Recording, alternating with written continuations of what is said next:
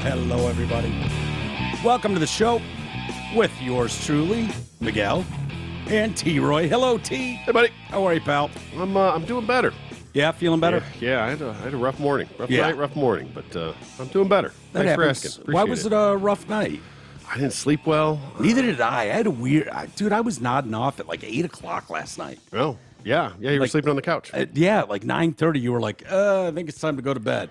Dude, I went to bed earlier than ever, like 10:30 last night.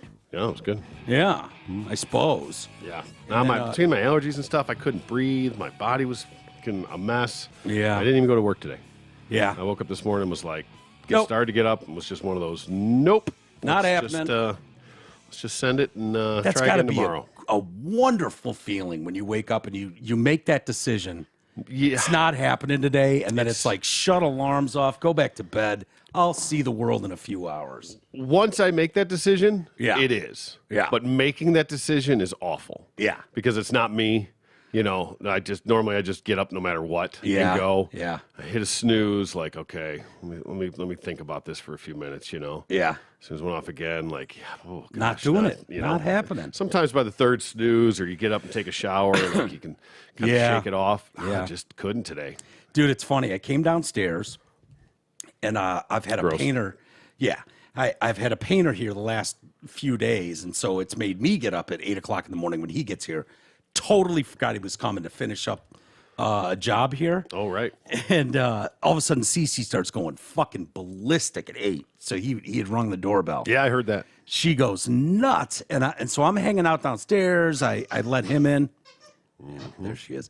And I start making some coffee, and I open the fridge to get my creamer out, and I see a ham sandwich sitting in there. And I was like, okay. T-Roy forgot to take his sandwich to lunch today. That's how you know I was absolutely planning on going to work today. I made my lunch and everything last night. Yeah. And then I was like, it's possible that son of a bitch is home.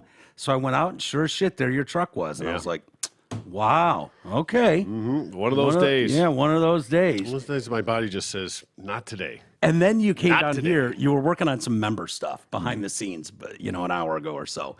And you're like, yeah, I'm going to go downstairs and start doing some stuff and, meet me down there. And I was like, okay. And then I just hear what sounds like faint drumming. And I was like, is he fucking playing the drums right now? I'm like, it's not bad rhythm. It's not too bad. Appreciate that. And then I go out back with Cece, and I realize it's the guys next door with nail guns. Yeah, we got a neighbor getting a brand new roof. Just going nuts. So if you hear what sounds like faint drumming in the background, don't worry, it's Lizzie next door getting a new roof put on. Mm-hmm. So Jose and Hoseby next door with air guns. Oh yeah. And I heard them bitching this morning. Yeah, they were going off, and they're like, Jose, I think, was talking to Hoseby. Usually how that works, and was saying something about nothing touches the bushes. She'll go crazy if anything touches them. He's dealt with Lizzie. Yeah, he was like, she was out there just like she's one of those like covers the bushes in the winter. Yeah, one of those, puts wrap on them. There's nothing worse than but for months, if not years, after getting a new roof and having to tear off, you just find those roofing nails fucking everywhere, man. Yeah, everywhere. Yeah. God forbid you step on one. Ugh. No, thank you. Mm-hmm. So anyway, a lot going on today. I've got to go to physical therapy, starting back up again, finally. Okay. All right. There you go. Yeah, so I got to do that in a couple hours, and I don't know what to expect Didn't we have this conversation? You said you didn't have to do physical therapy? Yeah, that's what the surgeon said. But I talked to both pain doctors. Okay, so they both work in the same office, and I was like, crazy. I thought they were going to laugh at me like every listener did and every family member did, when I was like, no, the doctor said I don't need to go to physical therapy. And both of them said, yeah, there's some surgeons out there who will tell you that it's really not necessary, but we'd highly recommend it. Yep. And so Rachel, the doctor that I saw last, was like, I'm writing you a script for it. I want you to go back to Michael Pizzamani over Rachel, there. Is she hot? Yeah, she's cute. All right. Yeah. And ring? What's that? Ring? You know what? I didn't pay that much attention. Okay. So, yeah. Man, your game's off. Yeah, my game's struggling. My game's struggling. So, anyways, she's like, I'm writing. Sounds the like a script. I want surgeon you to with go. making for job security. Yeah, no. You don't have to do physical therapy. Make sure you're back here in a year or two. Yeah, just come. We'll do it just again. Keep coming back every 6 months, and we'll reevaluate. Yeah, give you a little touch up. I'm not supposed to see the surgeon until December. Like 2 weeks before Christmas, I'm like, I cannot be thinking about Christmas right now. I mean, it's fucking June. No way. So anyway, she's like, yeah, start doing the physical therapy, but I don't know, they treated me kind of gingerly before. Yeah. Just because I had so many issues. So now I don't know if they come in hot and start kicking my ass. No, they'll probably start off easy and then gradually build up. Yeah. That's how it goes, though. Yeah. They don't want to blow it out, but you got to strengthen that stuff around there. Yeah, yeah, which is good. Like I've told you before, I was apparently born with no core. And so, I'm finding balance really tough nowadays. I always had tremendous balance. Now I'm a rolled ankle away from disintegration. Yeah. You should start doing planks. You know what? I'm actually pretty damn good at planks. Okay. Gab had me over one day and was going to start doing some stuff. So I was doing the rope bullshit. And she's like, oh, yeah, now we're going to see what you got here. Let's do some plank. And I was like, okay. And she's like, look, you might only be able to do 10 seconds, but blah, blah, blah. I sat there for 2 straight minutes. She's like, I am shocked right? at how much you can plank. Okay. I'm like, yeah, this is nothing. I can sit here for another 5 minutes. Make sure you're not arching your back. No cheating. No. Okay. She's a fucking Nazi with that That's shit. true. You kidding me? Right. Her? Yeah. So anyway, that to look forward to. All right. Good deal. Congratulations on your French Open win. Oh, yeah. My boy Joker. Yeah. Pulling it off. For people that were members, we dropped some new member content. I actually dropped it first thing this morning because I was having trouble getting the damn thing to load last night for whatever reason. When that happens. I do too. It's like, it's always got to be something. But anyways, we did some nice extra content yesterday where we kind of talked about this and your betting. Yeah. On the French Open. Right. And Djokovic, which was in hindsight always looks like, obviously the ideal bet, but you ended up winning. I did. Congratulations. Straight set winner. Had a boy. Yeah. It's funny. In looking at it, one of the bets was whether or not his opponent would win a set. Now you're thinking about in the finals of a Grand Slam. Yeah. Like nobody ever wins straight sets. And I hadn't done any research on it, but come to find out that his opponent, Ruud, Casper Ruud, has never won a set against Djokovic. Yeah. And still has not. Yeah. So. But it was touch and go there. That first set was 4-1, 5-1. Yeah, it was 4. Well, Ruud. It was at least 4-1. Yeah, because it starts the timing difference on that. It's 8:30 in the morning. I think it started. Yeah. So I woke up and was like, oh, there's tennis on, and I didn't turn the TV on. I just kind of looked down on my phone. Yeah. And I'm thinking, Joker's just gonna roll this clown, whatever. And I looked down at Joe. He was down 4-1 in the opening set. I was like, if this fucking guy somehow loses this. Yeah. But if you don't know, that was to pass Nadal for the all-time Grand Slam lead. He now has 23 Grand Slam wins. Yeah. He's lagging behind the Serena Williams. Yeah, what's his name? Serena. That guy. Williams. Yeah, so he's technically got second on the men's list of all time. But he passed Nadal. They were tied at 22. But he's had some shit because he didn't get vaxxed. So they wouldn't allow him into the U.S. for the U.S. Open. He would have won 1 or 2 of those. Probably, yes. How many majors are there in tennis a year? 4? Yep. And then not only could he not play in the Australian Open, there was a time when he was detained there because it was like a crime. Like he tried Australia to went off the deep end too. Yeah, like he flew in there or something. Like he thought he had an exemption, and then there was this big protest or something. I don't remember all the details on it. And then they rescinded it. Yeah. So he went in there, but then he was like a prisoner. Like he couldn't leave. He couldn't stay. Couldn't go in. He was stuck there for a while. Yeah, he was detained. Yeah. So he missed a few opportunities there. So when I saw it, I was like, "There's no way this guy's not going to win." Yeah. This. So what chance do the little people have when the number 1 tennis player in the world can be detained in another country and just right? It's just crazy. And I mean, is there anything tennis? I mean, it's social distanced. Yeah. I mean, by definition, most of them are outdoor events. One guy outdoors. Yeah. You're 100 feet away from your opponent. Yeah. But it's just comical. Yeah. Whatever. It is. But good job, buddy. Sports world is getting a little nutty. I saw the football came out with odds for Super Bowl. Okay. The Lions were number 7. Yeah, which is impressive. Like 4.3% chance to win the Super Bowl. That's pretty crazy when you think about it. Yeah, well, they would normally be 30, 31, 32. Exactly. Yeah, like the bottom 5. Always. Mm-hmm. Even last Top year. 10 in the league. Mm-hmm. Now it helps they're in the NFC. True. For sure. Yeah, because I mean there's a handful of really teams, just, but it's Dallas, Philly, and the San Niners Francisco are the 3 Seattle, teams. Don't sleep on Seattle either. They had a great draft, and they, if Geno Smith comes to play this year, they could be, if he can keep it up. And I wouldn't so quickly write off the Rams either. They got hit with the injury bug. They lost their starting quarterback, but McVay's back. A lot of the Cooper Kupp is back. Healthy. Matt Stafford is back. Donald is back. Like who knows? They've lost a lot of guys. Yeah, Ramsey's gone in that secondary. Yeah. That's a big loss for them. Yeah, even though he had kind of an off year, but don't expect them to be 5-12 again. No, this year, definitely not. Yeah, well, that's the thing. I mean, almost any team in the NFL is one major injury away from a losing season. Yeah, the wheels falling off for sure.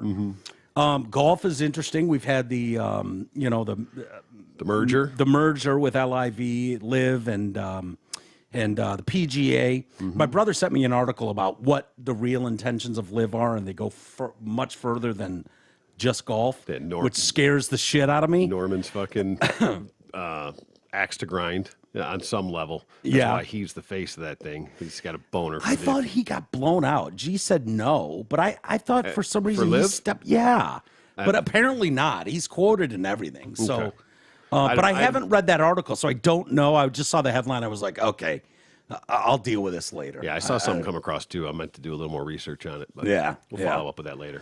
But we had the Canadian Open in Toronto at Oakdale Golf and Country Club. And what normally would be a sleeper event or just a standard weekly, normal PGA event, not one of the majors or anything. Yeah, it took an interesting turn, though, towards the end with Nick Taylor coming up with the victory. Canadian wins it for the first time since like 1954. Oh, really? Yeah. Why did I think Mike Weir won that at some point? I thought in my head that Mike Weir had won that back in the day. Taylor was the first Canadian to win the title since 1954. Okay. Guess not. Yeah. Mike Weir, I would have thought, I thought I remembered that he won. I thought that was a big deal that he had won the Canadian Open as a Canadian, but I guess not. Yeah. Mike Weir. Yeah. I don't know. He's won some big ones, though. Oh, yeah. I mean, the fact that we know his name. Lefty. Was he a lefty? Yeah. Yeah. One of the few. So, Adam Hadwin. He's a fellow golfer. Fellow Canuck. Good friends with Nick Taylor. Yep. And Taylor, I finally saw it. He hit like a 72-foot putter in extra innings. Yeah, the fourth playoff hole. Yeah. He was going with I'm brain farting on the guy's name. Another young kid. Bill Mahalski. Yeah, we'll go with Bill Mahalski. Anyway, so they get to the fourth playoff hole, and they're a par 5, and he's got an absolute bomb.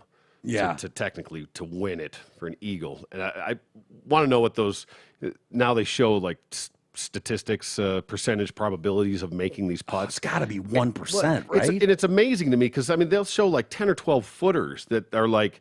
I mean, for these guys are almost gimmies a lot of the time. I mean, you'd think it would be like these are like 70, 80%. Makeable putts, and then they come up with these stats. It's like it's a 32% make. Really, like for these guys.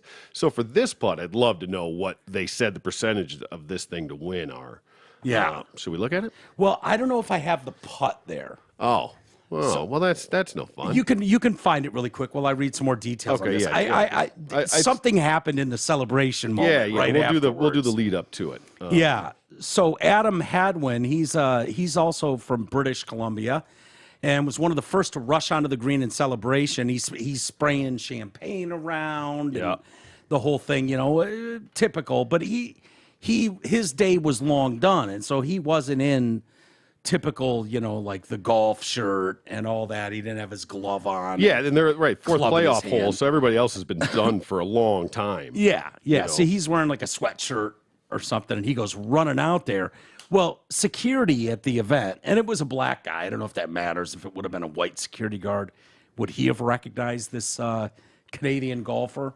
or security just called in for events and they're like, I don't know. All I know is anybody runs on that green, they're going to get stuck. Mm-hmm. And that's what he did. This dude, he didn't recognize Hadwin as one of the golfers competing in the tournament and absolutely decked this dude onto the green, which is just fantastic. Yeah, I mean, technique is good. And you got to respect the... his recognition of the situation. Yeah. Thinking, not knowing that it's somebody else trying Wouldn't to that give you protect the pause, players. though? Like when you see the guy like pop a champagne cork and start spraying all over? Yeah, but you still don't, like I said, this guy's not, and he's got a hoodie and stuff on, so it's probably not, I'm having a hard time just finding the actual putt here. So he's wearing a hoodie, so his credentials are probably covered anyway. Even if he had them, most of these guys, when they're out playing, they're not even wearing them. Yeah, it's on their bag or whatever. I don't know what they even do with them. Yeah, but if you're in the security guard's shoes and you let that go, and it turns out the guy is someone who went underneath the ropes and just ran onto the green with a giant glass bottle. Yep. And you went, oh my God, I thought it was one of his family members, or and then celebrating something happens, with him. Right. Something happens and he wasn't that. You got to err on the side of caution. I mean, your job is to protect the players. The guy. Yeah, you do. I mean, did he come in a little hot? Well, you can argue. He doesn't just come in and try and stop the guy from spraying, because he's just his moment. He's just spraying them champagne. You know what I mean? He's not like running up on them or anything. But it's kind of like the football players on the field when someone runs on the field and it's like, okay, this is my opportunity to absolutely lay wood with no repercussions. 100%. I mean, I can do a headshot. I can clothesline. I can stick this fucking guy. Your options and I'm a hero. Exactly. The crowd's going to give me a standing ovation. I mean, you got to get up from that and go, dun-dun-dun, dun-dun-dun. Yeah, you're going to make top 10 for that. And, if you're able to successfully knock the guy out, even better. Because, you've always got the argument like, I don't know who this clown is running onto my field of employment. Right? Exactly. He could have a gun in his back pocket. I don't know. How the hell do I know what he's all about? Yeah. So, no, I absolutely fucking stuck the guy. No doubt. And I stand by that decision. There we go. No one's going to take issue with that. All right. It was Tommy Fleetwood, by the way, is who they were playing. Not that anybody cares, but. Okay. Flag.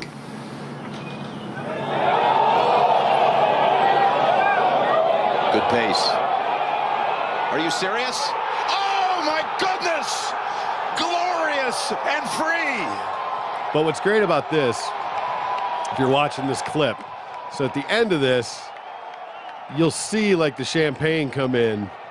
He's up, he takes the hat off, congratulates Tommy, da-da-da. And then you go over, you shake the caddy's hand, and then now you have your moment with your caddy. You go over, give yourself, thank the crowd.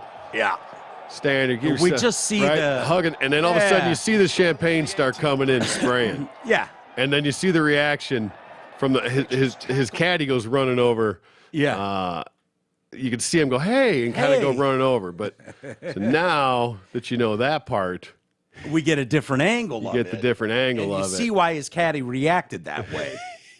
I noticed the player didn't run to anyone's defense. I don't know that he necessarily realized who it was. He appears to be looking at the same spot as caddies. Yeah, I mean, but whatever. Well, apparently in the background, one of the guys in blue there eats shit running up the hill too. Oh, I didn't see that part. But if you're watching right, I believe this is the guy right behind. This is the security guy right behind him right here. So this is a great perspective of it. Yeah.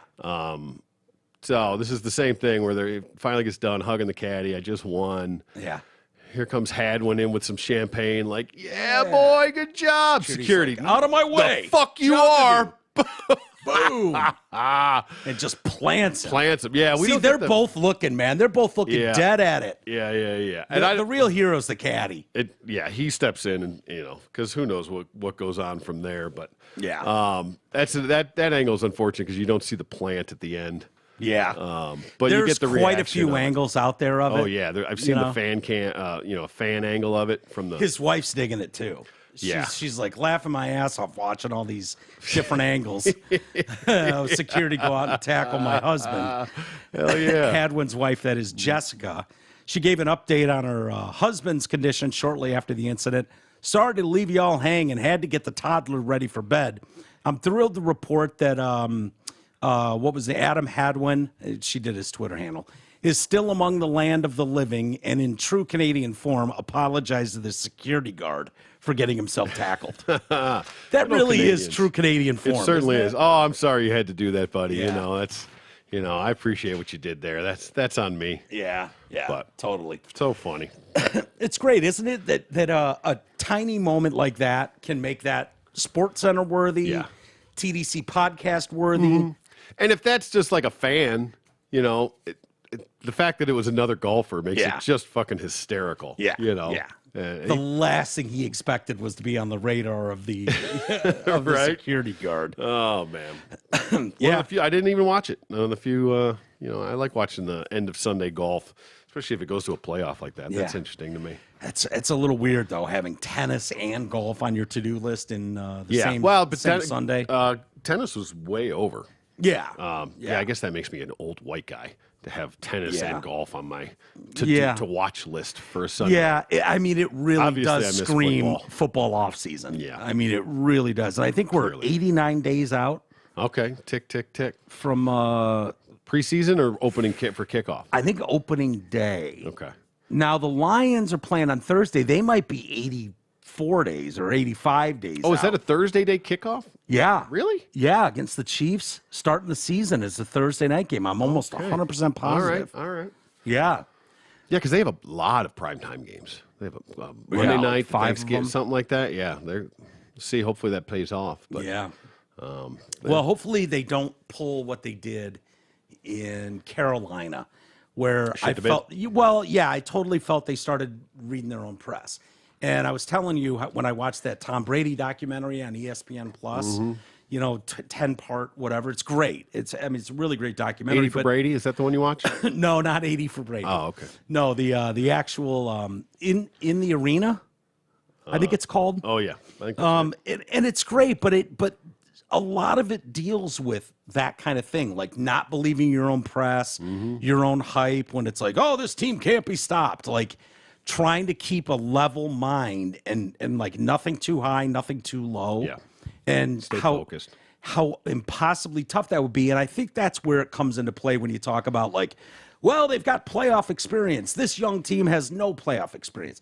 Doesn't mean you can't win, but there's just a different vibe to that whole thing. And that's kind of what Brady's talking about. Like, you got to be really careful about, and I think that's what stung the Lions. They were playing great ball. It was looking like playoffs or bust. And then they just absolutely got fucking clowned in that Carolina game. Clowned. Yeah. I mean, at no point, it wasn't like, oh, halftime adjustment. They just ran it down their throat. Yeah. Maybe they found a weak spot and they exploited it. That they weren't prepared for. They didn't make the adjustment. And the Lions cleaned it up the next week, but it was too little too late. It was the one, we had been saying at the time, after week 9, okay, if this team's going to do anything, they got to win out. Yeah, and that was one of those games that you just checked off as a win. Right. Basically. Right. This should have been a garbage team. Yeah, and wasn't that maybe like... that's one of those examples where you overlook somebody in a way. There was something interesting with that. Didn't they have a freeze in Carolina then, too? Like some weird early freeze, and it made that turf like hard as a rock. Maybe. Yeah. It was like playing in cement. Guys were like bitching about that. Maybe. Not I sure. believe it was that one. Okay. Which is just super rare in Carolina. You don't expect that kind of weather. I've from everything I've heard out of camp too, that what's the DB they brought in? CJ Charles Johnson. From the Eagles. Gardner. Yeah.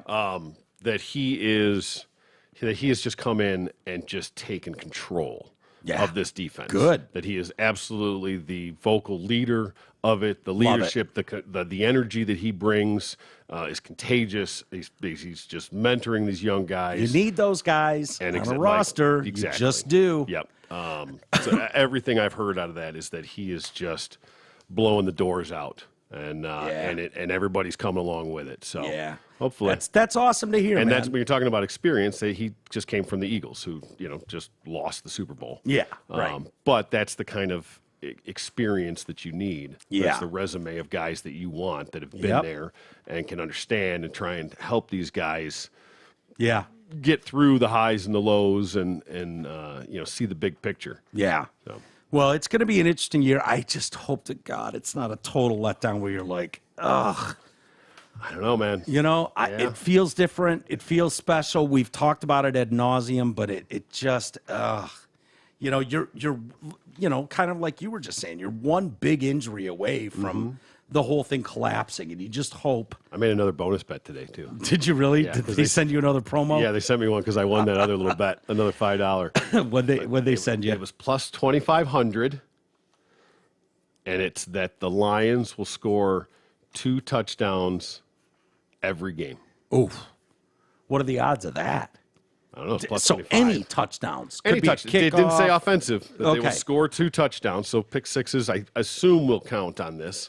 That they would have to score 2 touchdowns. A touchdown. Touchdown's a touchdown. Yeah, we'll take that straight to fucking the Supreme Court if we have to. Not offensive, not passing, just that the Detroit Lions will score at least 2 touchdowns in every game. Now, will they? Probably not. But for $2,500 plus $2,500 on a that's on a $100 bet. Yeah. So that would pay you few $100. I don't know what the math is. Stinks at math. 125. Okay, for free. Yeah, for free. Nothing wrong with that. Exactly. The other thing going on is the NBA Finals. I have paid literally zero attention to it. Yeah. I guess I'm kind of intrigued. I know a good chunk of our audience would be rooting for the Miami Heat. For the Denver Nuggets to clean this thing out as soon as possible so that there's no chance of Mike Massey singing the national anthem for Game 7. Yeah. But you got to admit, that'd be pretty damn cool. Mm-hmm. It's probably not going to go that way. Denver is the 1 seed. Miami's the 7 seed. They're up 3-1 with the Game 4 tonight at home. Right. So we'll see. Yeah. Or Game 5, I mean. But and what Jokic is doing is going Next under level. the radar. The stats that he's putting up through this playoff are next level. Like really, historically almost unseen. I mean, he's a walking triple-double. Yeah. Yeah. For a big white guy. Yeah. You know what I mean? Yeah. That's not your, Steph Curry guy. Right. This is your center, basically. Yeah. So big, though. It's just like dropping in the rim. It's like us playing on an 8-foot rim. Yeah. It's 7.5-foot rim. It's the 10 assists, that go along with it that are special. Yeah. Yeah. So, anyways, apparently they were in Miami, and Miami Heat's mascot, Bernie, Burnie. You see what they did? Yeah. Bernie got into it with Conor McGregor. Okay. And Conor McGregor. Is this a setup? Yeah, okay. Obviously. Well, you never know. Well, no. And the reason I say it like that is because when you watch it, it's like, yeah, obviously this is a bit of some sort. Mm-hmm. Apparently, the guy had to go to the hospital, and fans are calling for him to be arrested on assault charges. Okay. Fans, I know this is part of a bit, but Conor McGregor has had so many encounters with the law over issues of violence that I'm perplexed as to how he's still allowed in the U.S. The Miami Heat should have Conor McGregor arrested for assault. He beat up poor Bernie the mascot. Hey, Connor, it was supposed to be a skit, not a scrum. What the hell's wrong with you? Get well, Bernie. Another person says, why isn't McGregor charged with assault? Also, why is any team having anything to do with that guy? He has a long history of assault. He's the definition of a thug. What? That's assault, another user wrote. Using real punches instead of pulling them is a horrible thing to do. And they let him just keep sitting there instead of telling him to leave when he punched a person who was part of the organization. So I was like, oh, wow, I gotta see this. All right, well, let's check this out. All right, we'll get your opinion there, Okay. T. So this is on TMZ Sports. All right.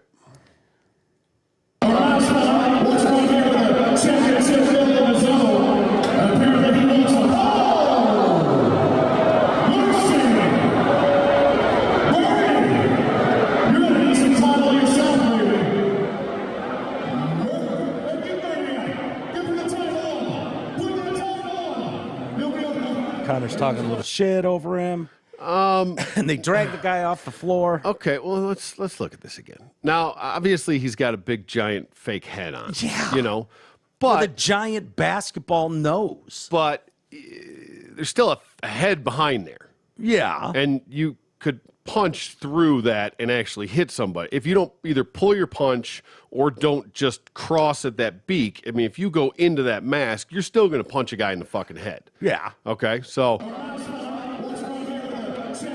where is his head? But that's the other thing I want to see. His face is probably in the neck. It's got to be down in the neck. In the neck, right. Not in that nose, eyes. Yeah, that's way up there. It's got to be something down in here that he's looking out at. And he goes way up into the beak. Yeah, he goes up near the hat. But it's this the one. Hair, whatever. It's this one, I wonder what he hits down there. If maybe he connected on something. And they're prepared to drag him off. Yeah, exactly. I mean, this is a bit. I mean, of course. And why is Conor McGregor on the fucking court? You know, right. It's a setup bit. But my question more is, you know, did he actually, I would assume unintentionally, make contact with the guy? Did he actually possibly hit? Did the guy did he hit his, or is it all bullshit that he went to the hospital? Yeah, who knows? Right. Did he actually I would think if they talked about this. Did he hit his head when he fell backwards? You know? I don't, who knows? But I would think if they were talking before, you know, the halftime skit or whatever, it'd be like, okay, Conor, you can hit him as hard as you want as long as you hit above X. So if you go beak or above, you know, he's just wearing a foam head. Right. He'll go down. And that first one, it looks like he hits him up there. There's no way he's a foot and a half almost hits above. He hit even higher than I thought he did. Yeah. Like I said, so it's the second one you can't really tell. And it looks to me almost like he pulls that punch a little bit. Yeah, right. Like he doesn't just drive straight through to the ground. Yeah, I would assume he's not trying. I mean, and this could all be 100%, you know, like I said, you got the story. I don't know anything about it. So I don't know if he actually went to the hospital or if that's just part of the shtick of it, continuing the bit. You know, he had to go to the hospital. It said the second punch sent the mascot kicking his feet and rolling in agony as his handlers checked in on him, and McGregor winced in self-awareness of his actions. Okay. And maybe he did. Maybe he did accidentally fucking make more contact than he meant to. Yeah. And maybe when he's on the ground, that head kind of shifts and you don't get the reference as much, you know. Yeah. Thought he was going to miss and actually caught it. I wouldn't mind watching it again. Okay. That sent the man inside the costume to the hospital, but according to the Miami Heat head coach, Eric Spoelstra, the worker will be able to return soon. That's the Miami Heat toughness that we're talking about. We won't reveal who that is, but yeah, he can take a punch and get back up. He's not going to miss any time. Yeah, well. So, right, again, this is the bit playing out. Probably. But he came out, and if you look at the mascot, he's wearing boxing gloves. Yeah, it was exactly. It was a bit, like I said, this is all a setup. This is all meant to, he was intended to punch him. I just wonder if there was something just went wrong. Maybe, but you can't blame Conor McGregor for that. It's not like they rehearsed this over the last couple of weeks. Right. This would have been something like, hey, you're here. Yeah. Why don't we get the... And maybe he wasn't supposed to punch him a second time. He was supposed to hit him one time and he goes down. Well, then arrest him. And the guy wasn't prepared for it, you know. And then as Conor was coming down for that second punch, he doesn't know it. The guy just happened to be kind of trying to sit up or something. Yeah. I don't know exactly what happened. Let's watch it again. See if we can tell where it went awry. Ari. Yeah, boom. So he hits him way up high. Yep. But that one looks like it's in the beak, too. I can't. Some idiot's in the way. It's hard to see. Yeah, everybody's in the way. Back that up. Can you see where that second punch landed? Looks like he gets him up in the beak again on the second one. Does it? Yeah. Which should be no problem. Here we go. Okay, I'm looking at the top of his hair hat, whatever that thing is. Yeah, that big yellow beak sticking out. Looks like he punches him right in the beak. It's a basketball logo. He punches him right in the basketball logo. Okay. I believe. Whatever the hell it is. Whatever. But I don't see him... I see them just dragging him off. I don't see him, you know, writhing in pain or anything. No. So, I don't know. I call bullshit on all of it, to be honest with you. I think it's just part of it. I agree with you. And people take shit way too seriously. Yeah, they do. Those people commenting. Assault charges. Oh, you have to, right? Goes back to that bus incident he had. Oh, yeah. Right, exactly. But he's just got such a bad fucking rep. You ever see the one with the Utah Jazz bear? He sprays the guy's beer. And the guy gets legit pissed like a fan. Like he sprays his beer with like the silly string stuff. Oh, you ever see this? No, I don't think so. Let's see if this one's actually it or not here. Yeah, this is the chance you take when you start fucking with people in the crowd. Right. It's. Is this? Oh, this is. Hold on. Oh yeah. So he's going down. He's got the silly string. Dude just sitting there with a beer. Bald guy but he's with a also an opposing. This is Utah Jazz Bear and the Rockets fans that he does. But he sprays the guy's bald head and he's like, sprays hey, it you got all it into over his my beer. Yeah. So then this guy comes down, Now, whether or not this is any kind of a bit or not, I don't know. I don't think so from everything I've seen, but...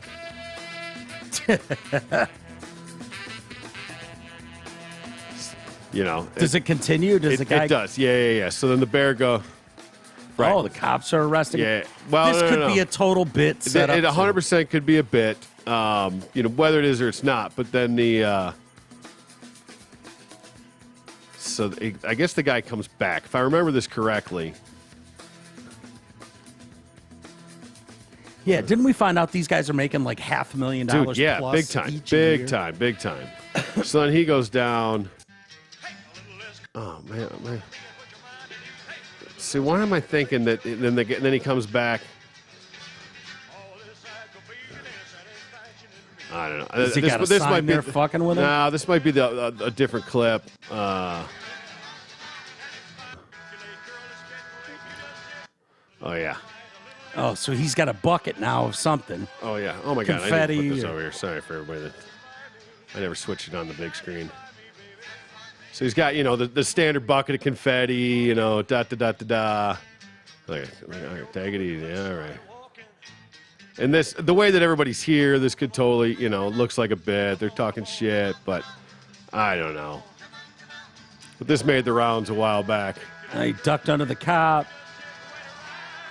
Oh, that's water. Yeah, he actually blasted the guy with water. Now he's... But he looks pissed. Yeah, he does. Whether or not this actually, Could be a good actor. It could be. It absolutely could be, but... That's funny.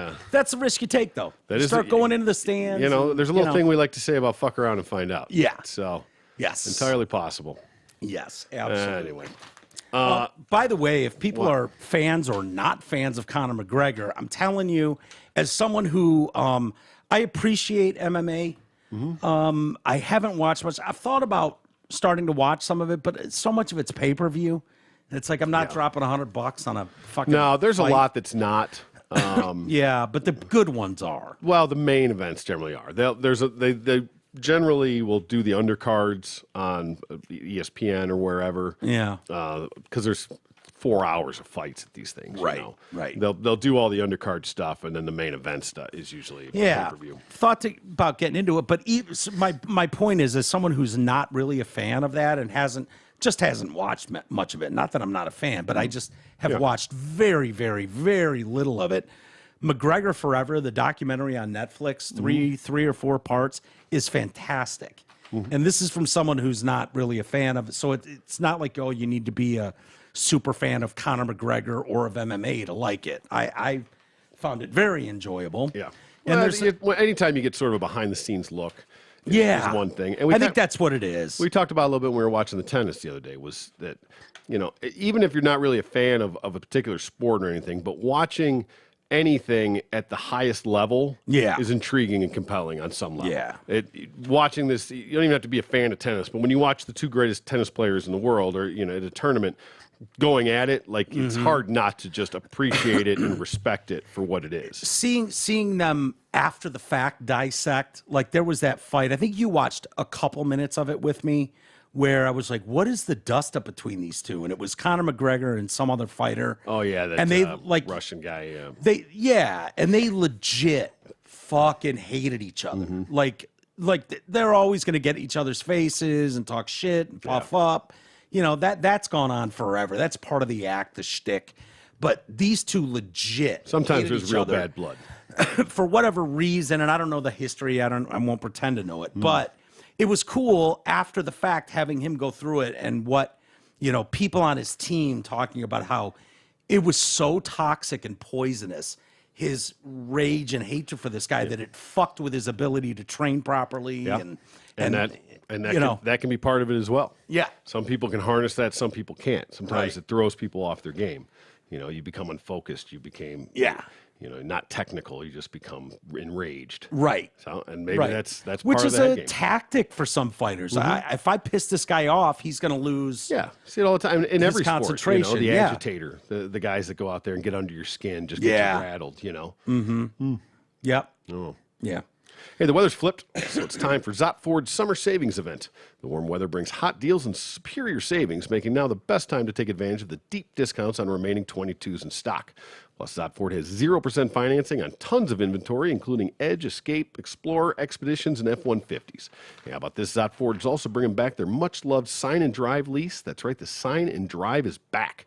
For example, you can get a 23 Explorer for $450 a month, a Bronco Sport $480 a month, or a 23 F-150 for $490 a month for Sign and Drive. Just put your name on a paper and take that bitch for a spin. Last but not least, our friends at Zott Ford may not have the grammatical wisdom of me, but they do have the military trifecta, which means if you're active military, a veteran, or a first responder, Zott says thank you with an additional $1,000 in savings. So go check out all the details, plus Zott's... What? No, I'm just looking for her. Oh, Zott Summer Savings, an incredible inventory at dealsinthed.com. I thought we were under attack. No. I was like, where the hell is she? She's not down here messing with my legs. She's over sleeping by the door. She's good. She's all good. Hey, radiofor1.com, of course, is our website. Well, please go check that out. You can get merch there, the Amazon link. We encourage you all to use that. I know you're all using Amazon. All of you. Of course. So just go to radiofor1.com, click on the Amazon link or Amazon Canada. Shop as normal. Obviously doesn't charge anymore.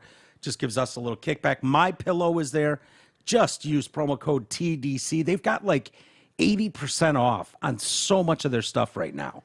They're blowing out stuff, the Percal sheets and the Giza. We love the Giza sheets. The My Pillow 2.0. They're I enjoy them a lot. I think you like them a lot. I do. The dog beds are the shit. All of our dogs enjoy those. Pillow topper. Don't sleep on the pillow. Don't sleep on the pillow topper. You should sleep on the pillow topper. Yes. Unfortunate choice of words there. Yeah, but you're absolutely right. The pillow topper, 3-inch mattress topper. Unbelievable. Promo code TDC for that. Also, fans of Groupon, you can use our Groupon link. And also a link to our Patreon page as well. And don't forget to send us email, walters@detroitcast.com. Last I checked, Groupon actually had like $20 or $25 tickets for that Taylor Swift concert? No, for Government Mule, who's doing Dark Side of the Moon. They're doing Dark Side of the Mule. So Warren Haynes and Government Mule is doing, I don't know if they're doing all Floyd, if they're doing like a set of Floyd and a sled of theirs or whatever. Yeah. But it's also Bonham's Zeppelin experience opening up. Oh, that's Jason playing in Jason that. Bonham's Led Zeppelin experience or whatever the name of his band is now opening for them. What a great night to be on at Pine Knob. Yeah, and yeah. At Groupon, I think they have $25 tickets. At least they did. Whether they're still on there or not, I'm not sure. Yeah. But make sure you go through our link when you go. Yeah, and come for to the show, sure. 'cause I will be there. That's very cool. That's talk about a great show. No doubt, right? Yeah, for sure. Kind of, yeah. They'll probably do their own stuff partially, and then Dark Side of the Moon. Which would be cool. Whether they do that cover to cover, and then the probably opening set, and then they do their own stuff. However, kind of like Primus did when they did the Rush. Yeah, thing that it's funny you say that. Massey actually brought that up and was like, "Yeah, man." He was talking about he's such a super Rush fan. Yeah, but he was talking about how Primus did the what did they do? 2112? No, King. Was it the Kings? Something. Yeah, Kings. Well, brain farting on the name. I don't know, anyway, but something with the Kings. Yeah. And I was like, yeah, we were at that show. That was me, you, and Tooch. That's correct. Went to that show. Yeah, it was great. Great time seeing Primus do all that. Very cool. Also, Patreon, I'd like to welcome. We have a new member. Who do you got for us? I have Matt B. Matt B. That's it. Just B. Okay. Matt B. What? Matt B. Matt B. a member. Matt B. Illin. Matt B. Illin. Matt B. Chillin. More importantly, Matt B. a member. Matt B. a member. Welcome aboard, buddy. Appreciate you. Yeah, thank you, Matty. All of our members. Matty B. Thank you. Yep. Thank you is absolutely true. We did some great content yesterday. We just dropped in there this morning. So lots of hours for you to catch up on, Matt. If you're a fan of this show, there's a lot of content in there from us that you can go check out. you now have access to. Do the deep dive. Yes, sir. Add more all the time. Fox News sent Tucker Carlson a cease and desist letter for creating a competing Twitter series. Oh, this is interesting. I wondered what the terms were. If there was a non-compete, if there was something in there that was going to affect him down the line. Yeah, well, it's weird because, and I'm sure he's well aware of anything in there. They're just butthurt because of the numbers he's getting. Dude, crazy numbers. 169 million views on 2 videos. 169 million. Wow. That's crazy. Staggering. Yeah, historically, they didn't want you to get a better offer from a competing network or radio frequency and then just go next door and start kicking your former boss's ass because they paid you a little more money. So there would be this non-compete that would usually stand for like 6 months. I think we got could booted. be up to a year. We got booted for something. What? Off what? What do you mean booted? I don't know. So what are we not I on? don't. Was the YouTube got a notification that one of our things looks like it did. I don't know. We'll see. It is what it is now. I don't know what to tell you. So it gave me an option to resume, and I resumed it. So we'll see if it's still up there or not. Yeah. I don't know. So anybody, if it's here on YouTube, sorry, dude. Yep. Who knows? Because we played a highlight of McGregor, or we played a highlight of the putt? Whether it was the TMC thing or it was the I don't know. I don't know which one it was. Who knows? God, it's unbelievable. Yeah. Anyway, so it would usually be that they didn't want you going to your competition, and so they would have this 6-month grace period. Even when your contract expired, it was like you can't be in the same market, which made sense when it was like, you don't want to leave Riff and go to Wheels, so there's this grace period where you'd essentially kind of just be out on your ass. They'd still have to pay you, and you couldn't do it. But that never meant that you couldn't, like, if I left Riff, I could still go on Twitter.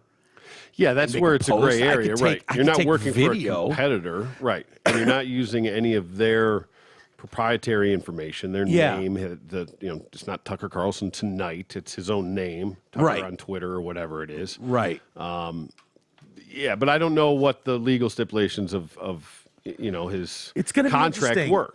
To see how this works, because they're saying that they're paying him $20 million a year, and they're just fine with having him sit out. Now, of course they are. Historically, non-competes do not hold up well in court because as an American, you have a right to work. You have a right to support your family. And if you're a public this might figure, be a way for them to get out of his $20 million a year too. Yeah, more than anything which else. Would probably be fine.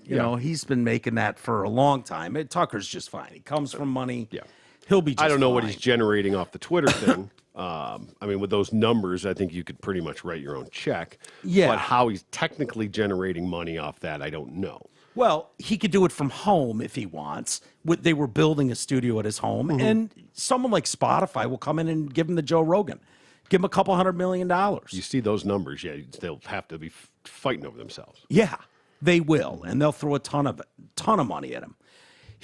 Fox continued to pay Carlson and maintains a contract that stipulates he must keep content exclusive to the network through December 31st, 2024. The network sent an official correspondence last week claiming he was in breach. Exclusive to the network. Yeah. I mean, he's not allowed to do anything? What do they mean by content? Well, content, they probably word it like that because of the new reality of podcasts right. That's what I'm saying. Twitter, that content, because let's be honest, he's not doing anything different than he would have done on Fox. He's just doing it on Twitter. Right. Now, but with much less constraints. I wonder if you could, as a loophole to that, rather than launching his own show, let's just say anybody else, Tim Pool, whatever, just to pull a name out of a hat, somebody that has a relatively decent platform. Yeah. And even nobody, doesn't matter. Could be us. Yeah.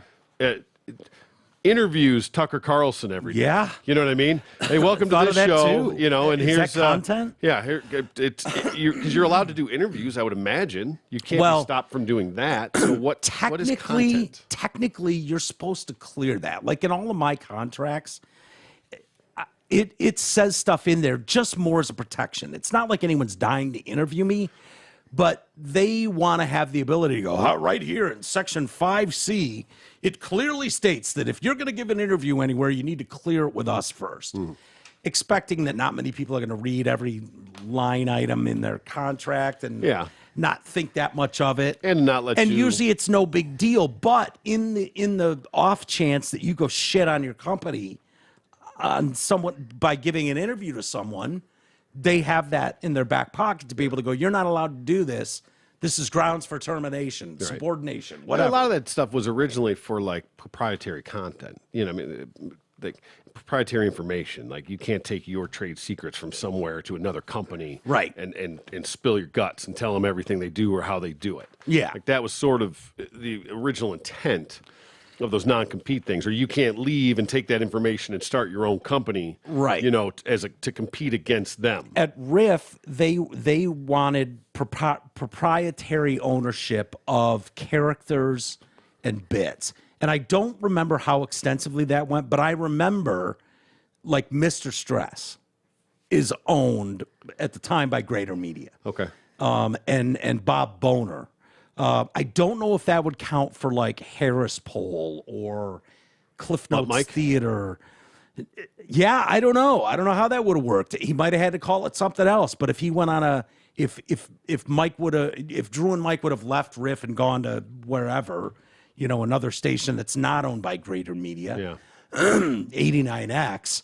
Or something, and then start farting into a microphone and claiming butt mic, they might have absolutely said that's a character that was created on Riff. Yeah. That's ours. You know, Bob Boner's the same, and Mr. Stress is the same. They own you. Yeah, yeah. Try to anyway. So it's a lot like with bands. You know, you're seeing a lot of them now.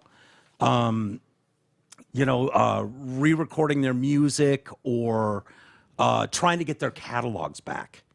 That. You know, I wrote this song. This is my baby. It's my story. Yeah. And now Warner Brothers owns it. Yeah, especially bands coming up, you know, sign these terrible contracts just to get a contract, to sign a deal. They don't understand the logistics of it long term.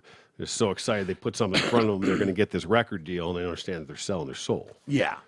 Well, this I mean, obviously Tucker Carlson's lawyers are going to say, you know, he's got a right to free speech. Well, yeah, but there's also contracts there, too, that protect, you know, Fox News is going to want protection as well. So I don't know how this plays out. This is certainly different than smaller ones. They argue any legal action by Fox would be a direct violation of their client's First Amendment rights. Yeah, but if they're paying him $20 million a year, like I said, the verbiage in there is critical. Of what it says, how it's drawn out, what the stipulations are as far as this, because you know there's some sort of a non-compete in there. There's some separate, for sure, agreement from him of why they're paying him until the end of next year. Was it? Say December of 24, December 31st, last day of the year. Yeah. So, but I know there's also stuff in those contracts that says that they can't leak video of Tucker Carlson, put him in bad light. Like, if you're filming, you're on set, you're mic'd up, and you're talking to your guys. These are your buddies. Yeah. Hey, we might do this hour of live TV every night, but there's plenty of time. You know, that's how you end up getting Bill O'Reilly. Fuck it, we'll do it live. Yeah, right. Like that stuff that can damage someone's reputation in the public eye. They did send out videos. Fox News made those videos available, and we watched those Tucker Carlson ones and went, okay, I didn't know it was possible to make Tucker Carlson look better, but you did. Is That's this the best worst you could come up with to try and smear the guy? Because you're fucked. He came off more human than anyone we've ever seen on any cable news channel. Yeah. Like, I would expect They thought it was so damning because he was shitting on their app, which was terrible. Yeah. Their site or whatever it was. It's like, I don't want to spend all this time and energy with my staff working our asses off of this thing. On the shitty and no app one's and going to nobody's see it. The app sucks. Why is nobody fixing it? It's a piece of shit. We all know it's a piece of shit. Like, and everyone watching is probably going, yeah. And here's the funny thing. I didn't think it was that big of a piece of shit. I thought it was very easy to use. A listener gave me credentials, and I was able to get in for a little bit. But the timing could have been different. They could have fixed those glitches by the time you got into that. So. Well, the problem is, and I totally know that feeling, and I'm sure you do too. When we do member content, it's like, that was really funny. That was really good. That should have been on the main show where, yeah, it's something special for people paying. You want to give them something special. At the same time, you want as many people to hear it as possible. Right. And so it's this thing like Tucker knows a fraction, in fact, a tiny fraction of how many people are watching me every night are going to see this. Now, we're working our asses off behind the scenes, filming this stuff on location, setting up travel and interviews and blah, blah, blah. We put this whole package together, and I know 1/10 of our audience is ever going to see it. Yeah, right. You know, like that sucks for someone like him. Well, yeah, what's in it for me? Yeah. In a way. Right. Yeah, it's crazy. So until Fox stops trying to silence Tucker, it's not a place for me. That's what Harmeet Dillon said, because people are asking, well, you used to be on Fox News as a correspondent or whatever, a legal correspondent. She's his attorney. So what you're seeing on Fox today is a censored version of the news. Keep that in mind as you make your viewing and your commenting choices. Yeah, all of it is. I mean, you could say that about all of it. It's censored version of the news. It's got their own little twist and spin on it. They all do it. Carlson's contract says he is prohibited from rendering services of any type whatsoever, whether they're over the internet, via streaming or similar distribution, or other digital distribution, whether now known or hereafter devised. In other words, if some other technology comes around that we don't even see yet, right? It goes into perpetuity, and it counts. You can't be virtual. You can't go to the VR world. Yeah. You're not allowed in metaverse. Yeah, right. Exactly. That's probably what they're thinking. Like something. Yeah, you have no idea. You have to protect yourself. What's going to blow up? What's going to be the next thing? Right. When Elon puts the chips in your head, you can't be in people's brains. Yeah. Plus, if he's telling real stuff about how news is covered and how, he did that interview on a podcast, and he was saying the quiet part out loud about how shitty it is in the news industry and what they choose to cover and how, that's all fine and good if people want to think he's only talking about CNN. No. But he's across not. the board. Yeah, and I wonder he how absolutely much, means Fox too. I wonder how much creative freedom he had across the board. I wonder how many things he tried to do got squashed. I wonder what kind of oversight he had on topics. He probably had tremendous oversight over his own stuff. I agree, but I wonder if he had 100% or if there was still things that got squashed. The problem is, I can almost guarantee they used to have the same sponsors on Fox News as they did on CNN, as they did on. There was a mixture of old person stuff, but then you'd see Ford trucks. Yeah.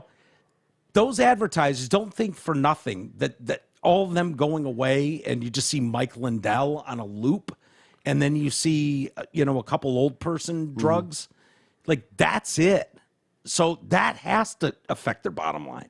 When you don't have Ford money coming in or Chevy money coming in or McDonald's money coming in, they're not advertising on Fox News. Yeah. And that's just,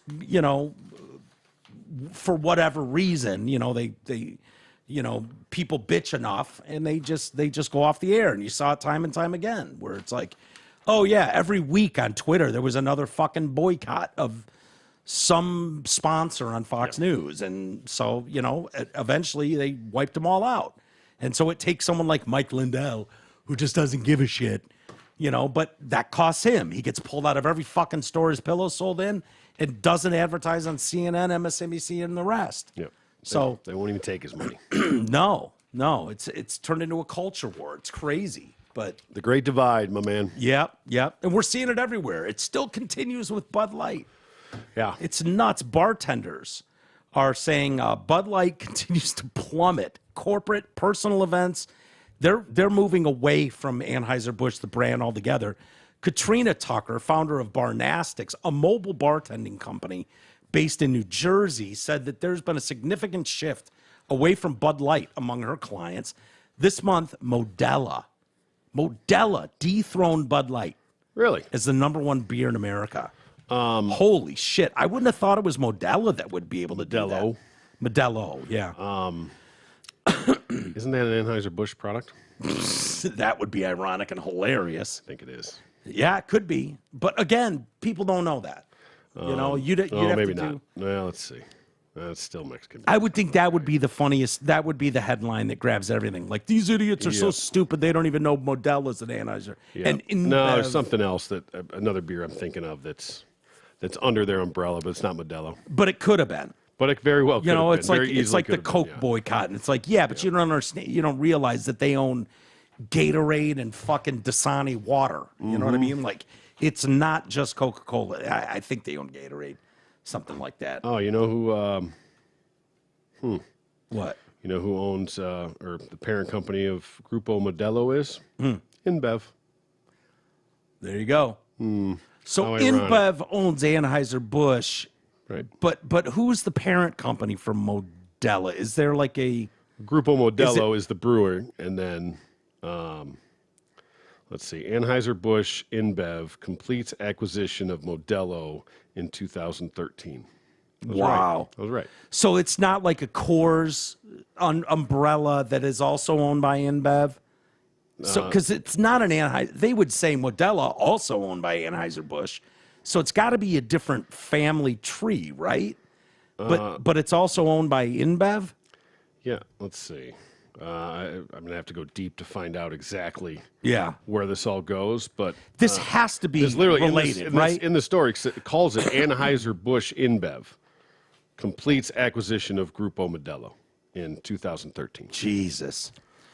So that has to do, this can't be coincidence that Modelo... January 7th, 2022. Modelo is owned by Anheuser-Busch InBev everywhere except the U.S., where it's owned by the New York-based world-dominating conglomerate.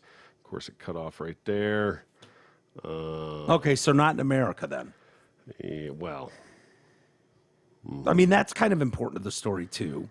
I mean, if you're trying to make the connection between Bud Light, Anheuser-Busch, InBev, and the backlash, right?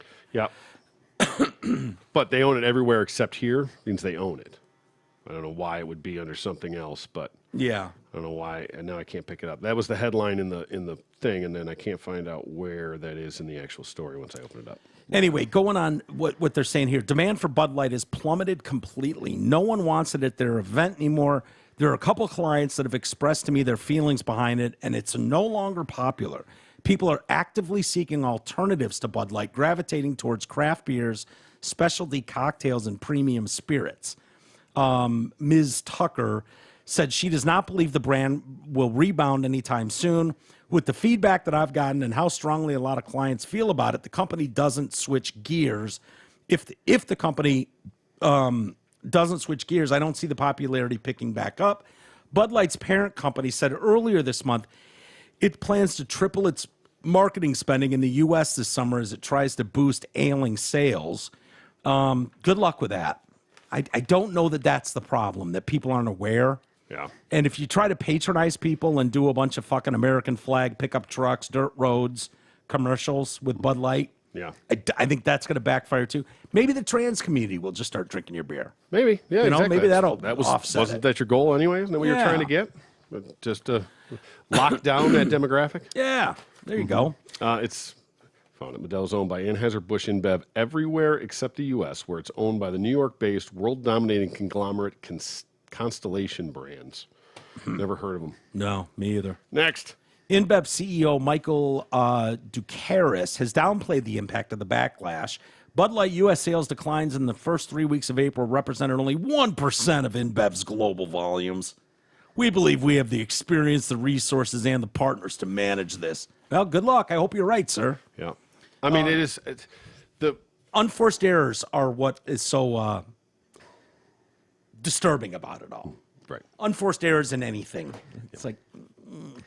Yeah, missed the mark on that. Yeah. We'll see. I mean, in the grand scheme of things, it's such a huge company that the numbers probably won't affect the bottom line that much. Yeah. And the reality is that people didn't stop drinking beer. They stopped drinking that specific beer, and their umbrella is so fucking vast that people are drinking other beers they're just making up for it. They're drinking under their same umbrella and not knowing it. Yeah. So it doesn't really matter. As long as the number of beers are still being consumed, almost doesn't really affect their bottom line. Bud Light specifically, and Bud specifically, because I'm sure Bud's taking a hit too, just because of it. Probably.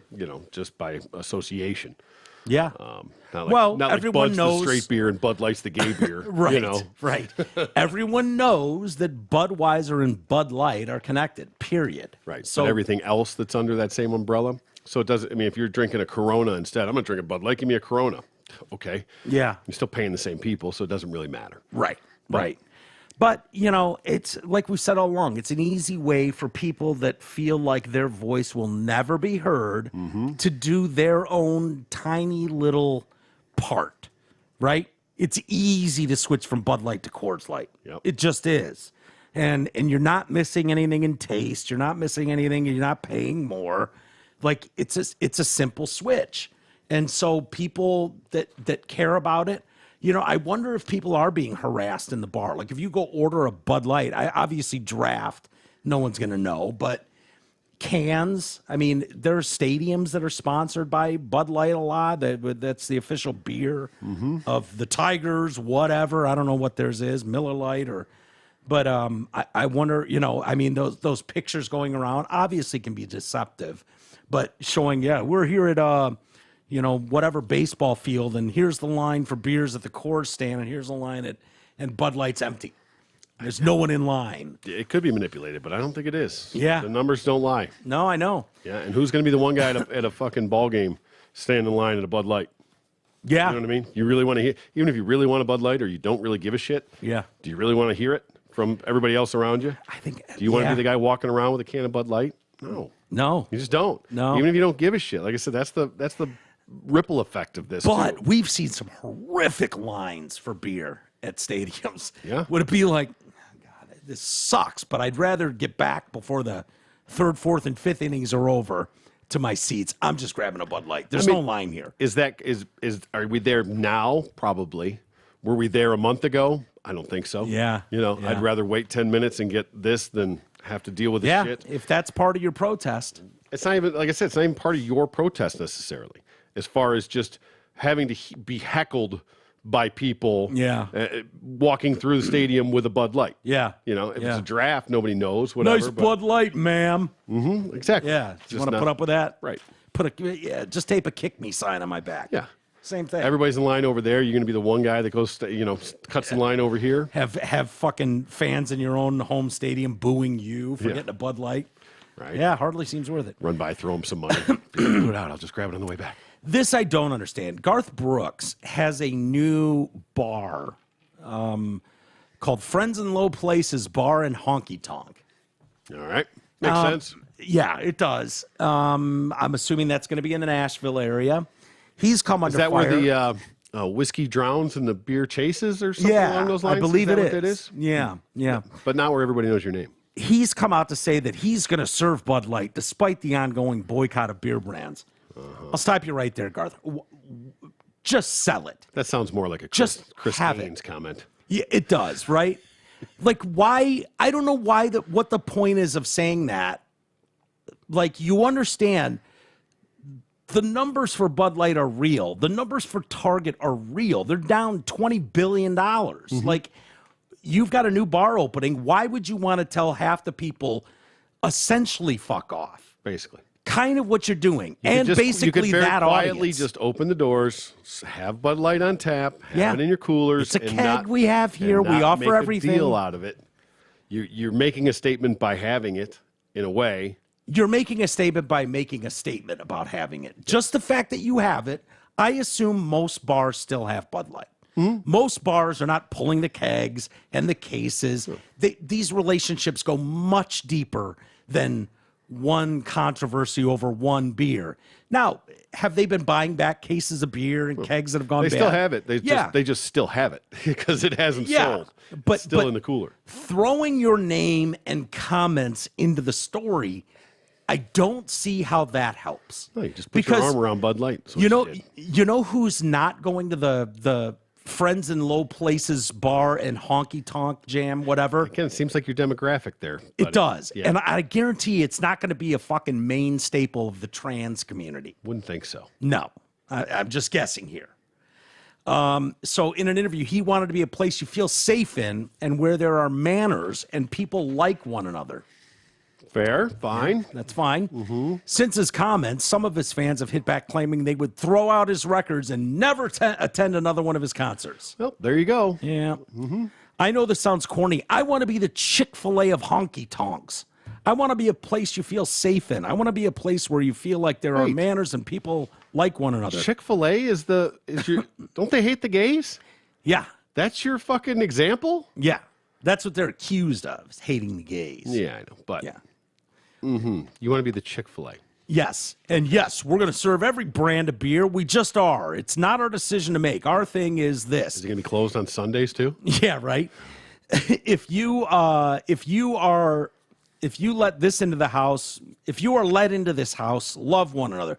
Well, Chick-fil-A gets horrific press for the hating the gays, apparently. I don't know that any of them have ever said that publicly, but that's the perception. They're closed on Sundays, blah, blah, blah. Bible thumpers. But one thing I will say, from all across this country, from California to Arizona to Detroit, everywhere I've seen a Chick-fil-A, if they're open, the line's wrapped around the building. That's true. It is wrapped around the fucking building. So, and that's not like, 1 a.m. at Taco Bell line because it just takes forever. Right. Like, they move that line amazingly fast. Yeah. For the amount of traffic that comes through there. Yes. It's that big of a demand. And then he says, if you're an asshole, there are plenty of other places on Lower Broadway. Okay. What he's alluding to there in Lower Broadway is John Rich's Redneck Riviera and Kid Rock's Big Ass Honky Tonk Rock and Roll Steakhouse. There you go. So, if you're an asshole like Big and Rich and Kid Rock, go to their down there. So we don't want you here anyway. Yeah. This is Garth Brooks is going to be fine. He's made $1 bazillion. He'll be just fine. I don't know that this is the attitude you want to take right now with a lot of this on shaky ground with these particular customers. Well, it's more the fact that you chose to do it. You didn't have to do this. You chose to come out with this statement. You could have just opened your bar. You could have never addressed it. You could have just let it go. And that's not off the cuff. That was thought out. Oh, of course. He thought that out. Just ask him it. Right. Yeah, that's a statement. Yeah. Right. Yeah. So, you chose to put yourself into this position. Right. Whatever happens with it, I don't know, but you inserted yourself into this fight. Yeah. So, good luck. And I don't know what side of history he thinks he's on or whatnot, but I don't know. One account calling themselves Hunter MAGA said, Patriots, I threw out my Garth Brooks music collection. I will never attend another one of his concerts. # Patriots Assemble. My trash bin is full. I threw out everything that had Garth Brooks' name on it. Good job, buddy. You already paid for it. Yeah, so, exactly. That's really going to hit him right in the wallet. And then once you get over it, in a year, you're going to have to go rebuy it all. I guess you could just Spotify it. By the way, if you throw out everything with Garth Brooks' name on it, does that mean Chris Gaines goes too? Because that would be a real tragedy. I would assume, yeah. Unless, who knows? Maybe his alter ego's a gay hater. Yeah. Who knows? So I always thought Gaines is more the gay guy. Yeah, but he was more alternative. Yeah, right. Than gay, but I don't know. Was he more Smiths or more Pearl Jam? I don't know. But I can't say I'm familiar. I couldn't tell you one song. I just know. So is this like the persona? Is Chris Gaines to Garth Brooks what Dasani water is to Coca-Cola? In a sense, where it's like I'm throwing all my Garth Brooks shit out. Like, I'll never buy another Coca-Cola again as he's drinking a Dasani bottle of water. But I'll drink the shit out of some Sprite. Right.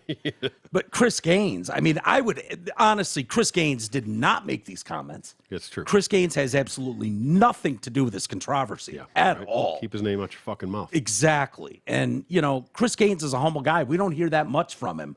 And so, fortunately or unfortunately, he's forever going to be tied to Garth Brooks. Yeah. Is this like the Clark Kent kind of thing? As soon as Garth just takes the hat off, all of a sudden he's just Chris Gaines? Yeah. Puts the hat back on, he's Garth Brooks? Yeah, You never recognize him?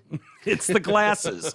It's all it is. I mean, right? Clark Kent, Superman. Clark Bends Kent, over Superman. to tie his shoe and his hat falls off. They're like, holy shit! It's Chris Gaines! Can you imagine? They're just taking every one of their Garth Brooks records and throwing them away, and the wife's like, what about this Chris Gaines CD? Don't touch that. Don't touch Chris Gaines CD. Keep his name He had out nothing to do with it. mouth. As far as I know, Chris Gaines did not give an interview about Bud Light. What the hell's that got to do with any of this? We're talking about Garth Brooks, honey. What the fuck? Why are you bringing up Chris Gaines? What's he got to do with anything? Leave Chris Gaines' name out your fucking mouth and put it back in the rack where it belongs. Just wearing his Chris Gaines t-shirt everywhere he goes.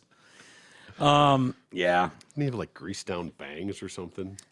What's that? Didn't he have like greased down bangs kind of look? Oh, hell yeah. Yeah. Good for him. Yeah. Eric Swalwell, Representative Eric Swalwell from California, said he 100% agrees with Garth Brooks. Love one another and don't be an asshole. Words to live by. You know what some other words to live by would be? Don't fuck Chinese spies like Fang Fang. Oh, that's true. That would be another one I'd live by too, right? Eric. Or leave our kids alone. You could possibly, go by. Mm-hmm. Anyways, yeah. So we'll see. I guess we got to keep tabs now. And maybe he believes, like in the 90s, all press is good press. Possibly. It feels like it's different nowadays where... maybe that's the only way we'd know he was opening up a store. I didn't know he was opening one. Exactly. Yeah. Why would you? I wouldn't. Restaurants and bars open and close all the time. Yeah. Especially, I'm sure, down in Nashville? Is that where that one is? I'm guessing. I'm assuming, because that's where Kid Rock's is. That's where Big Rich, whatever. Honky Tonk. Yeah. So, I don't know. I mean, I guess maybe he would change his tune if, say people come and patronize his fine establishment, but nobody buys Bud Light because they don't want to be in that situation where people are going, nice beer, fag. It's not like they're not coming in because he's got Bud Light. People are still coming in. They're just not buying the Bud Light, which ultimately doesn't affect his bottom line whatsoever. Right. At all. They're going to drink something else instead. But if and you it's have probably going to be more something expensive because Bud Light's the cheapest shit out there. But if the Bud Light never sells, eventually he's going to pull it off the shelves, just like you would with anything. You like, I sell everything. Oh, really? Do you have Zima on the shelf? Zima hot seller there, Garth? No, you wouldn't. They don't even make it anymore.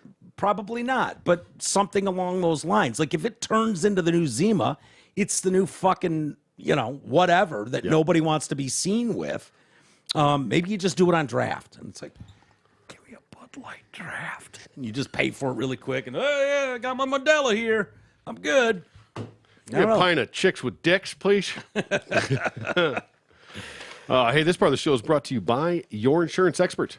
Are you paying too much for health insurance? Are you uninsured? Health insurance can be confusing. Nick Matthews from Your Insurance Expert is an expert in health insurance, life insurance, and Medicare supplements, so you don't have to be. Call Nick Matthews at 248-914-1173. Again, that's 248-914-1173. Let's do one more. New York City Mayor Eric Adams. He announced that he is suing 30 counties in New York over their refusal to house foreign nationals who've entered the United States. Okay. Don't you think you should take that up with the federal government who's allowing this to happen? Why are you blaming the counties? Right, let's just kick it down the line. Yeah, exactly. Because he probably wrote checks with his mouth that his ass can't cash. Right. Go ahead, send them here. We'll take care of it. And then everybody around him was Sanctuary. Like, go fuck yourself, dude. Fine, you take them. We're not doing that. Yeah. And then he got an egg on his face and was like, but I said we'd take them. They're like, fine, you take them. Yeah. So now he's got to sue them because they won't do it. So I wonder if New York is a sanctuary city, I don't know what the other counties. Exactly. It's a sanctuary city, not a sanctuary state. Yeah. Mm-hmm. Yeah. You're the mayor, not the governor, dude. The lawsuit claims that the counties are preventing New York City from responding to a statewide emergency. If it proves successful, the lawsuit could result in courts invalidating policies set in place by the counties. This lawsuit aims to put an end to this xenophobic bigotry. Okay, you don't want them either, fuckface. No. You're trying to ship them to other counties. You can't handle it. You're perfectly fine with Texas having to handle it all, or Arizona having to handle it all.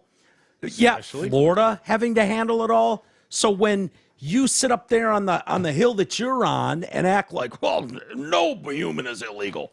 Well, good. Then you fucking take them. If no one's illegal and you brag about being a sanctuary city, here's 75,000 of them. There you go, Eric. Yeah. Enjoy. You're the mayor of New York City. Yeah. Right? Yes. New York City. Yeah. I assume is in one county. Yeah. It might be big enough that it spans multiple counties, but generally a city is in one county. Yeah, like Detroit in Wayne. Right. Right. Not that's so big that maybe, but even so, not 30 counties. No, Yeah, no. that's your whole state. Yeah, you're trying to ship them all over, wherever you can, outside of your jurisdiction. Stay in your lane, Eric. Again, take it up with the federal government, dickhead.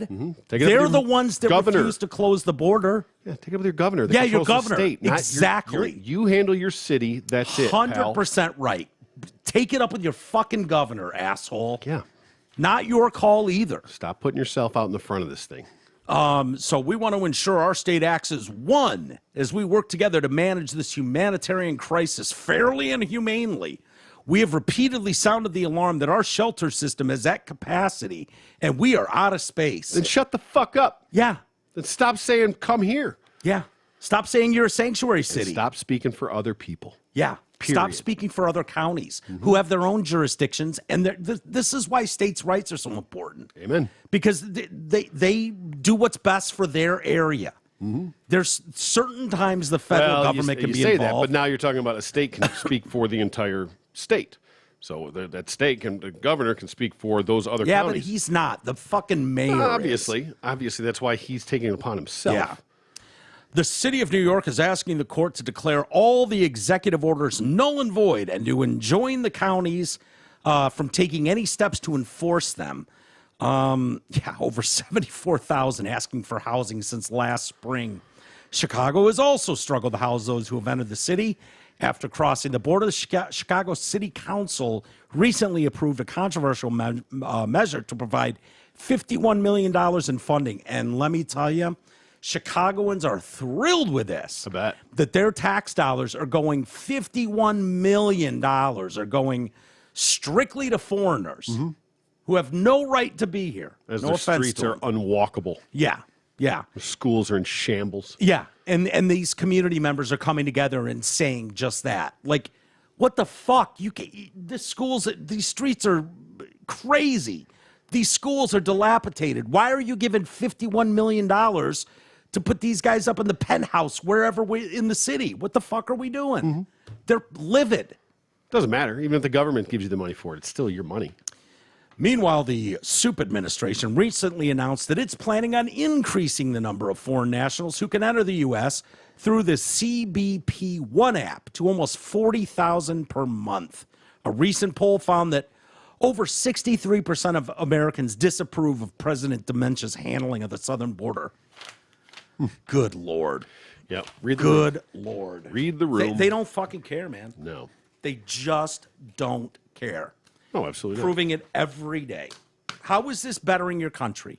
What is your government doing to better this country? Turning a blind eye on illegal immigration running rampant at your borders? How on earth does that better the lives of American citizens? I'll wait. You just shut up. You just shut your dirty little extreme right-wing mouth. Yeah. God, I feel like an immigrant, man. I've been... You wish. I was weeding out there. Yeah. That's not why I felt like an immigrant. Oh. But my feet are filthy. Oh. I can't get the dirt off, man. I've been in the shower 3 days in a row. I've scrubbed them, and I've just got fucking dirt on my toenails. Under the toenail? Yeah. Oh, you got to scrape that out. What's not water doesn't get up around under the there? fucking top of the toes, too. You're disgusting. It's disgusting. Yeah. It is. Put your feet away. Feel like a goddamn filthy... Your words. I didn't say it. Yeah, you actually already did. No, I didn't. You just didn't repeat it. We can check the tape. Ask T-Roy. All right, hold on. You got it in you? Bring it. Dear T-Roy, my husband and I have been married for more than 30 How come years. all these fucking start out? My husband. My husband. I don't know. Sensing a theme here. My husband and I have been married for more than 30 years. All right. This just means they're bagels, Yeah. basically. Yep. In the last 5, I've had so many doctor appointments, medical procedures, and surgeries that I've lost count. Okay. My husband thinks it's perfectly fine to tell family, friends, and strangers about my medical conditions, tests, and surgeries. I asked a friend if she would pray for an upcoming test. She said she said she would and would continue to pray until I told her otherwise. I had the test. The results were great. My husband told my friends the results without first asking me if it was okay. I realized it when she said, "Your husband told me the good news." Now, T-Roy, I understand it was good news, but in my opinion, it was my medical information, and I had planned to tell her the next time I saw her, which was 3 days after the test. My husband thinks it's no big deal to tell people what's going on with me medically. I disagree. I believe it's my personal and nobody's business. I have asked, even begged my husband not to tell anyone about my medical stuff. I went so far as to go to 2 appointments without even telling him. He was furious that I didn't let him come along. I told him why he was left behind, but he still didn't get it, or maybe didn't think my feelings were important. Am I being too sensitive, or should he keep his mouth shut? Feeling violated in Arkansas. Well, violated. It's a little bit of both, to be honest with you. Yeah. Are you being a little too sensitive? Probably. But the fact that you've asked, even begged, I believe, pleaded, Yes. whichever the She term did. was, for him to not, and that falls on deaf ears, is a problem. Yeah. You would think that on any level in a relationship, especially after 30 plus years, that you would respect each other's wishes. Now, again, I'm taking you at your word that I just find it hard to believe that you could ask your husband, beg your husband, plead with your husband, demand of your husband that he not Shut up. say these things to people, and he's like, "Go fuck yourself. I'm going to say whatever I want, bitch. You shut up. It's our business. I'll tell whoever I want." Yeah. He probably wants to be some sort of center of attention and loves delivering news. Maybe. You know what I mean? Like, we all know that person. I can be kind of that person at times. Uh-huh. You know what I mean? Like, it kind of goes along with the territory. So he could be someone that just loves to be the center of attention and storytelling and whatnot. The problem is, and where it's hard to see the problem in this instance, to me anyways, and I know this is your segment, but he's delivering good news. Not always necessarily. But in this case, it's good news. This was just an example, but apparently there's a history here. You could see being really fucking pissed off if the diagnosis was really grim, and now you know that people may treat you differently, they may react to you, avoid you, they may, because they don't know what to say. And in that case, it's like, you've altered my relationships when I would have found my own way of telling each personality in my life how to deal with this, right? Absolutely. I think that would be more of a problem. There's enough blame on this to go around. Yeah. Is it mostly him? If this is true that she's asked him multiple times, We can only take her at her we can word, only T. take her to word. Again, these are all one-sided things. But you got a bigger issue here. If you ask your husband something like that, beg your husband of something like that, and he completely disregards your feelings, you got bigger issues than your medical problems here. Worried? What was it? Concerned? Yeah. Whatever the hell Something it like was. that. Pissed off in Yeah, Kansas whatever. or Arkansas. Yeah. Whatever. God, that's a terrible one. Sorry. That's okay. Do better. I don't know. This one might suck too. Probably. You want to go queer woman or mother-in-law? I want to go queer mother-in-law. I don't have queer mother-in-law. Oh, Not shit. today, anyways. Dear T-Roy, I'm a queer woman. She sounds hot. Okay. Who has a crush on a girl, Gwen. All right. She's kind, outgoing, very intelligent. Well, what's the definition of queer? She eats pussy. Well, I understand, but that could be gay. I could be bi. What's the definition of queer? What's the difference between lesbian They're both and box queer? eaters. Okay, just asking. What's the difference For between clarification. straight and man's man? You know, and I think it's something like that. Okay. I don't know. All Wish right. I had a better. When she says I'm a queer woman who has a crush on a girl, I'm assuming she loves pussy. Well, yeah. Like that's her jam, is playing with titties and Absolutely. fingering Just wondering bobs. why she chose the definition of queer. Yeah, instead of Queer. Let's see. she didn't say Denoting questioning. or relating to a sexual or gender identity that does not correspond to established ideas of sexuality or gender, especially You mean normal. heterosexual norms. Yeah. Okay. So she loves pussy, eating it, fingering it, Yeah. But pegging it. so do lesbians. Yeah. Okay. Well, Regardless. maybe half the time she says I'm a lesbian woman. Sometimes she says queer to mix it up, change it up. You know. The number one definition is actually strange or odd. So I'm a strange or odd woman who has a crush on Gwen. there you go. Gwen is kind, outgoing, very intelligent. The poetry, spoken like a woman. The poetry she writes is brilliant and sometimes soul crushing. I'm like nodding off at that sentence. You know what I mean? Can you imagine having to sit through some woman's poetry?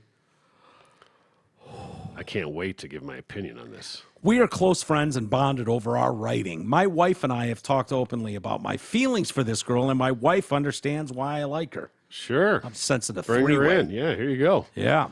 How do you do a three-way scissor? Huh? How do you do a three-way scissor? You cut with this scissors, and then you cut over here with this one. Well, you This can't. one- I think you just got to have a three-way 69. I don't think you can scissor. Somebody's left out in a scissor. So if you've got head and vagine here, so this is scissor. Heads No, are I straight know. apart. yeah. I mean, I guess you kind of roll over and somebody get a mouth in a box somewhere Yeah, at the yeah, head yeah. end, You would. whatever. So If you but you curl can't enough- possibly. You can only scissor one scissor at a time. So these two are scissors, which Yeah. means their heads are going in opposite ways, but they're only half their body because they're scissored. So if on top of that They're one comes full body another, length. yeah, Yeah. So if you get one full-sized woman on top of the two scissors, this one's making out and playing with titties, and then this one's eating the box of that one. What? How big is this woman? Do you understand? She's that's one like, full-sized woman. yeah, which makes her sucking toes at the other end, especially if the other one's anywhere near the titties. If this one's making out with lips, the other one's getting toes. Wow, you're gonna draw this go out. ahead, doodle it out, sir. Doodle it out, sir. One full-length woman is the equivalent of two women scissoring. So if the heads are aligned at one end, what's at the other end of the full-length woman? A box? No, the boxes all line up. Then all the boxes are even, These are titties, and the belly toes button. would be down at the other. Somebody's sucking toes in your theory. So this is very, very crude. But yeah, But if you've got head, titties, legs, and these are hairy bushes, I'm assuming they're old school throwback Yeah. lesbians. So if you've got head, titties, and then the scissoring going on, Yep. if you have a woman laying over the top of this, and you got a woman here with her long flowing hair, her gorgeous titties here, she's making out with this face Yeah. and playing with these titties. And yeah. and then that box is And going to this be where. box, so yeah. somehow those heads line up. But So it's got to be an Amazonian woman. okay. You gotta have a much bigger woman. We need two scissoring midgets. Yeah, and a I was just full-size gonna woman. say, yeah. Sorry, dwarfs.